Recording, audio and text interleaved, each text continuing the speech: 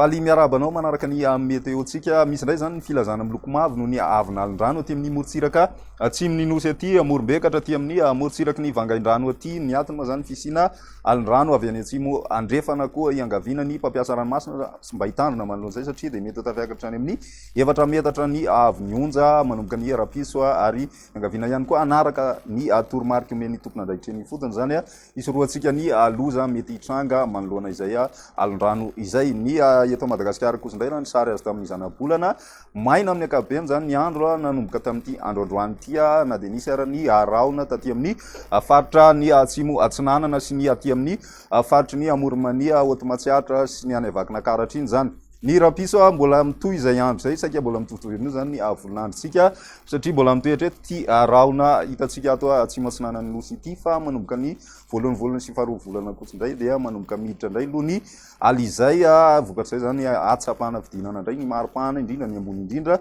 ho any aty amin'ny ampovoantany sy ny ilany atsinanany nosy toy izao ny toetrandrotsika ho ny Rapiso vao maraina ny zavona aloha zany saika manjaka amin'ny faritra maro aty amin'ny ampovoantany aty zany vao maraina ny ambiny kosa indray dia mandraona ny andro raha ny aty amin'ny vadivavafitovinany sy ny tapany avaratry ny atsimo atsinanana zay mety arahana orana tandrivindraona moa zany indraindray aorian'ny zavona aty ampovoantany moa zany dia maina ny andro mitovy amin'ny faritra sisa rehetra. Ny ampiso tolakandro somary miakatra kely zay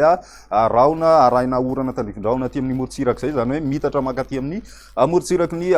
faritra atsinanana aty zany ny ilany atsinanany Vakinankaratra Moromanisy sy Hotomatsiatra ihany koa dia mandraona ny andro ny takariva ny aty amin'ny ampovoantany mandraona amin'ny sitokotoko moa zany ny tolakandro fa ny ambiny kosa maina tanteraka ny andro ny maripana atsika ao anatin'izay raha ny aty ampovoantany manokana nisy fiakarana kely ny maripana indrindra ny aty amin'ny faritry ny Atsirabe aty zany niakatra tamin'ny 8 raha tafidina 9 degré zay nandritry ny 2 andro lasa zay. Ny morotsiraka atsinana ihany koa dia ahitana fiakarana kely tafiakatra tany amin'ny 13 raha 2 degré zay nandritry ny 2 andro lasa zay. Ny mafana indrindra moa zany aty amin'ny faratra andrefana trano manodididina ny 13 degré ny maripana ambony indrindra amin'iny morotsiraka avaratra andrefan'ny nosy iny. Izay indray ny météo-tsika tamin'ity androany ity manasanao hatrany anaraka izany veloma tompoko.